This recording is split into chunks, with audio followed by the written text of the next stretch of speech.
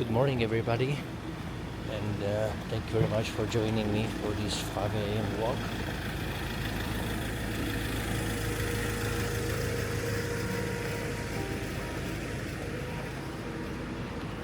Morning. To be a little bit more exact, today's 5 a.m. walk is actually 6 a.m. because Gabriela slept a little bit longer, and we were sending mommy to a bus stop. She's working morning shift today.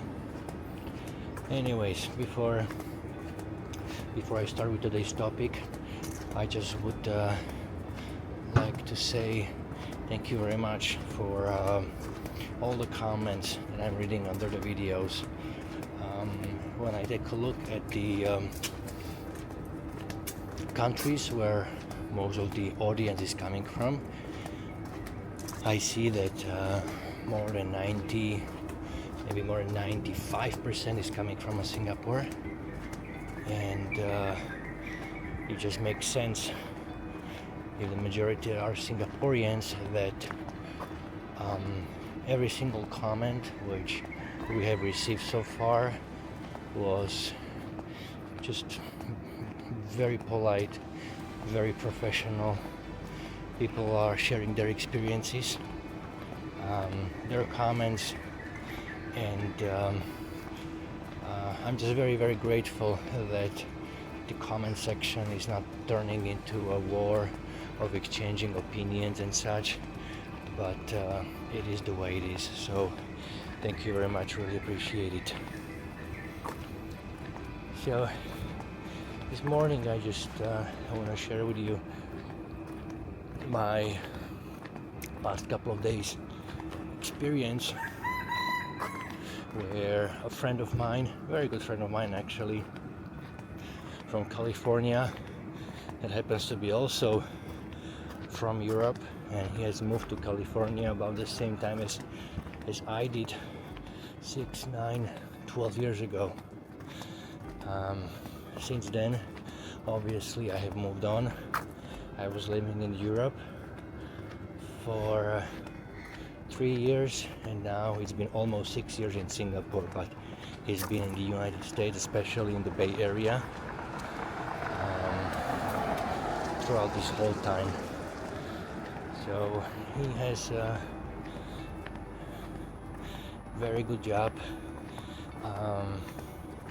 He's very respectful professional, and this was not his first time in Singapore. He actually was in Singapore 6 years ago. He came over here to visit me the first year as I moved to Singapore. That was his first experience, and now I believe this was his second.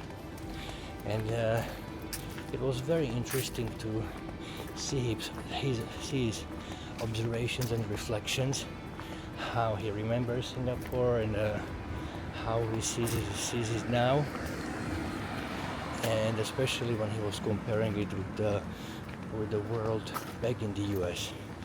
And we have kind of close relationship with my friend. We have lots of things in common. We are only, I think, 2 years apart when it comes to our age, and he had his first child, son, only 1 month earlier than we had our daughter Gabriela. So lots of similarities. We share, so far what I've seen, the same value, opinions. So very good friend of mine. But anyways, so we met at my place, and we wanted to go for a walk, right? As it is always. So a couple days ago, I consider a must-see walk, starting from the Robertson Walk or Robertson Quay, going down to Clark Quay, Boat Quay, and then all the way to Merlion. So that's what we did. Great weather, And as we were walking, I was just trying to ask him, hey, how is life in the US since I left? How is it when you compare it with what you see over here, even though he's been here only for a little bit more than 24 hours maybe after I spoke with him. But obviously the first thing that his brain could not understand or comprehend was that on the sidewalks, on the streets, there's no garbage, there's no little paper pieces of whatever, there's no chewing gums, which is very obvious, of course. So that was no surprise. But then we took a public transport, a bus, and we got bus number 174 from the Orchard area. We went down to the Singapore River, where we got out, and as we got out, his comment was, how come that the driver is not sitting behind the bulletproof glass as it is in the US? That's when I realized how big difference, Singapore and United States is, especially when it comes to the security. So he was just surprised, and he completely forgot that the bus drivers in Singapore are not hidden behind the bulletproof glass, and with a big sign that attacking a bus driver is a federal offense resulting in a prison sentence, blah blah blah blah blah. But anyways, that's how it is. Just situation in the US or other places in the world is just so much different, and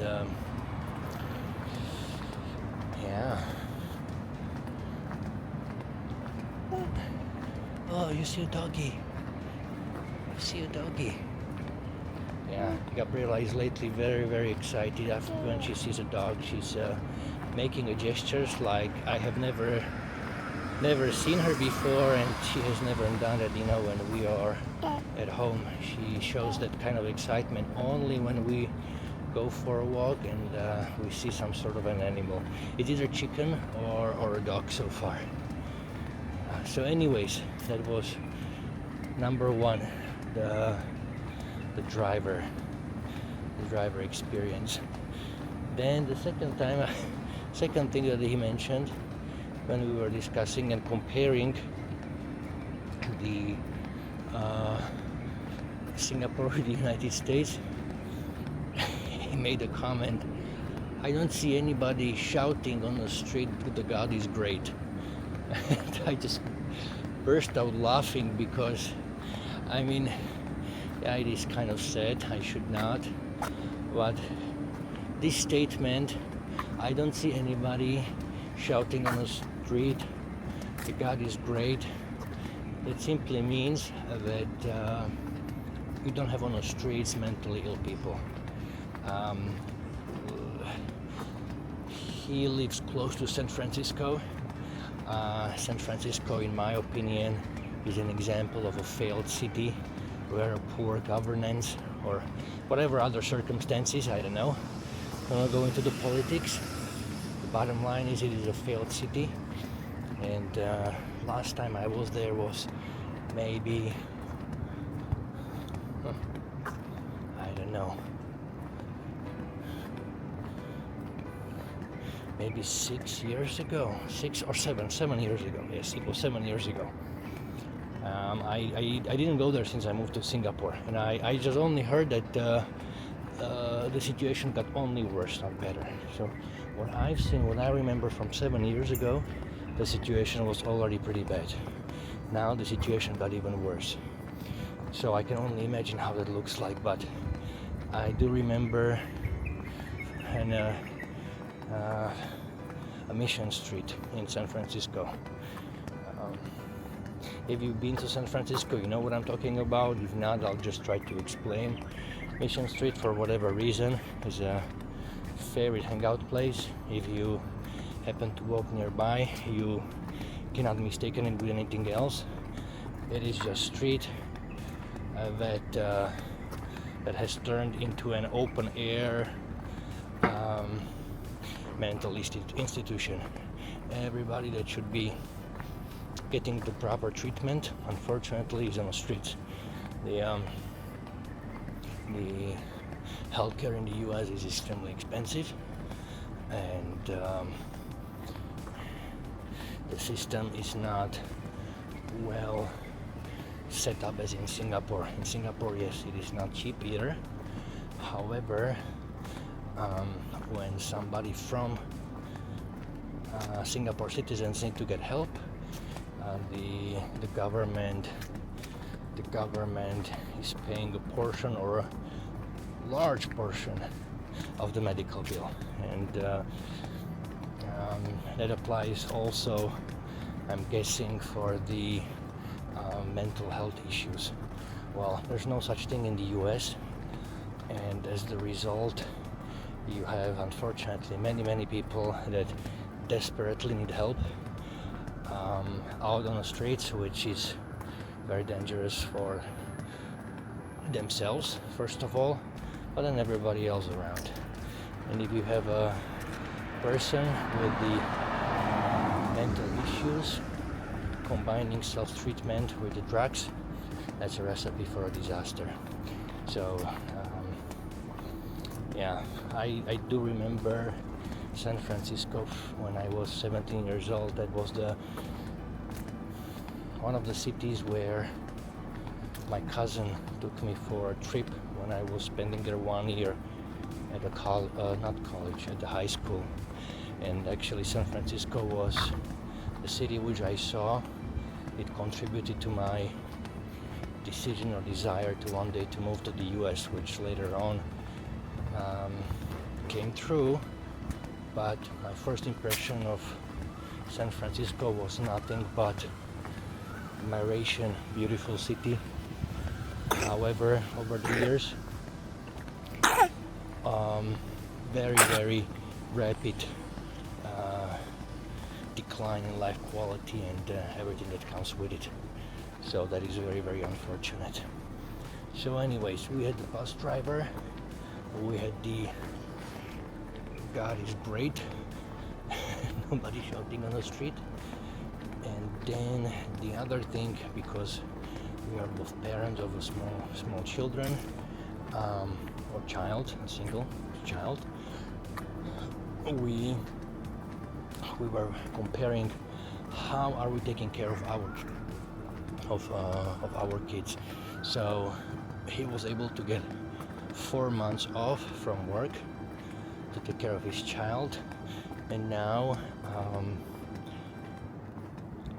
either his parents or in-laws are taking turns in 1 month intervals. They are coming in and they are helping out. In our case, my parents' health don't allow them to travel so frequently, and that's why we had to get a helper, full-time helper. And so we were, discussing how the helper concept in Singapore works, and we were discussing about the price, how much it costs. So yes, we are on the way home already. We'll be home very soon, Gabriela. I cannot put you down because you don't have shoes, so you need to sit tight. We'll be home in 5 minutes.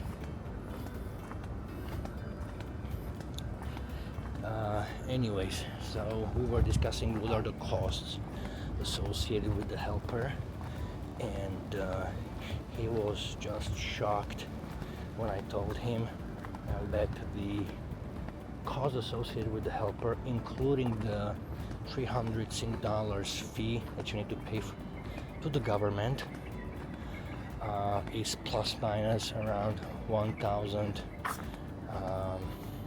dollars per month. He said that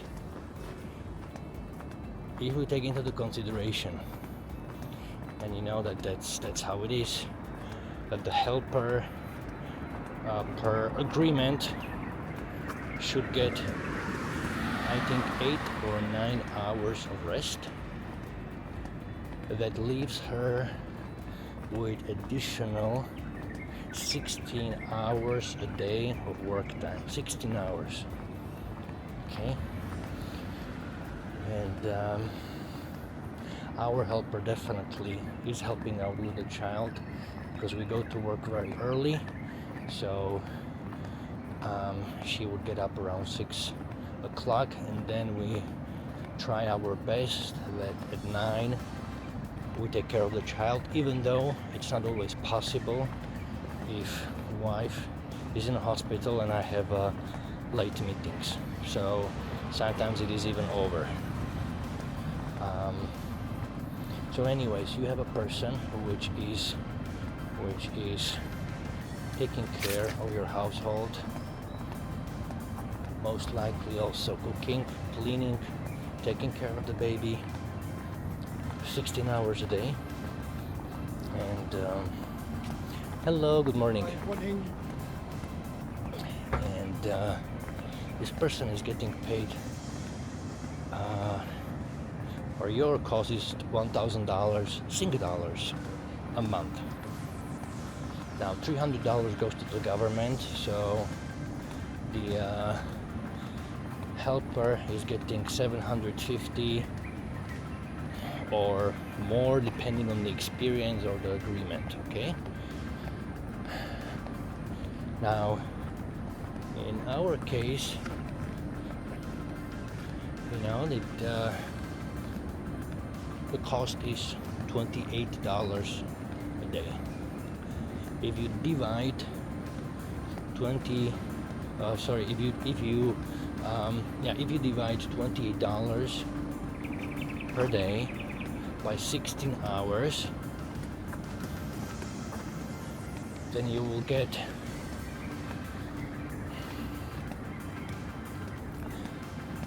less than $2 per hour of pay.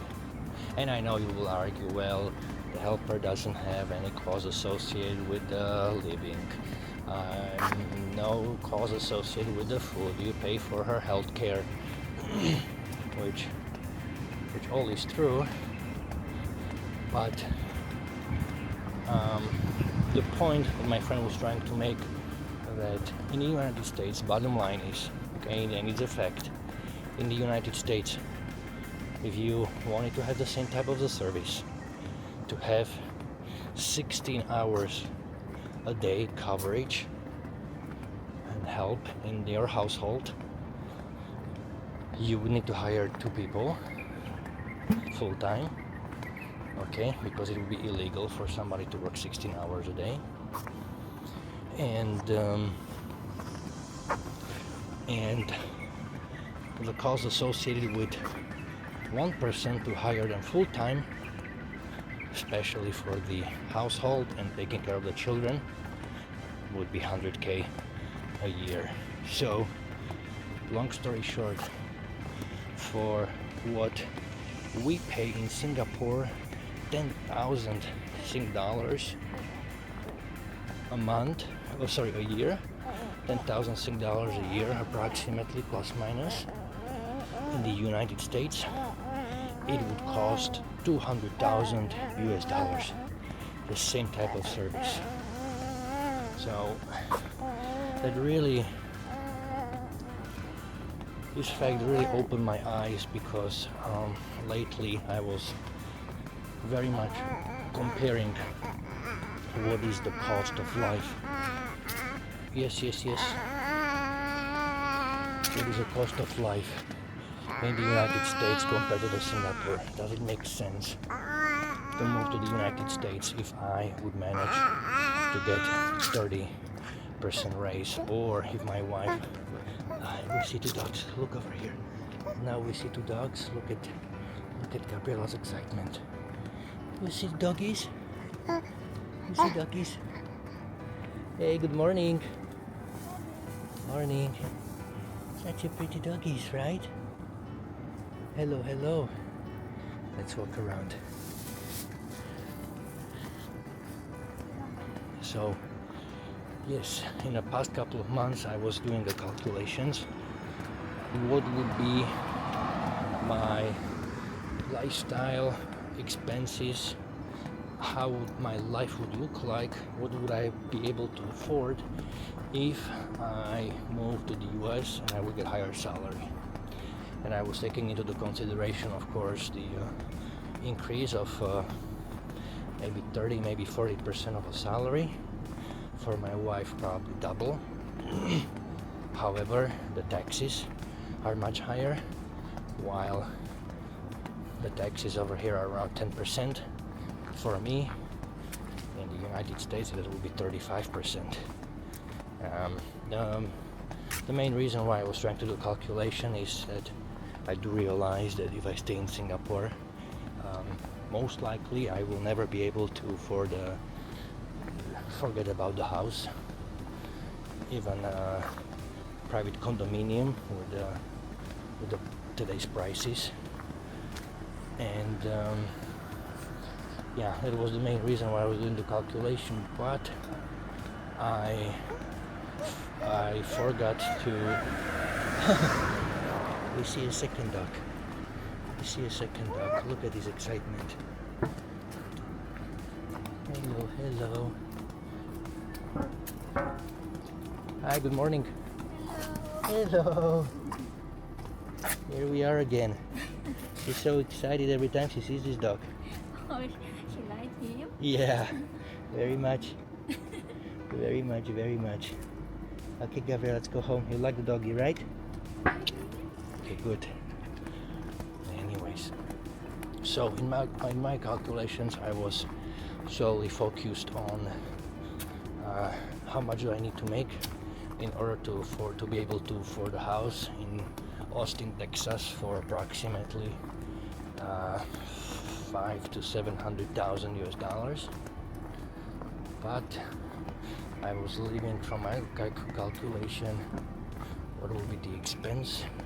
Good morning. Good morning. What would be the expense if not if, but when I need to get also helper and support, because most likely I would need to.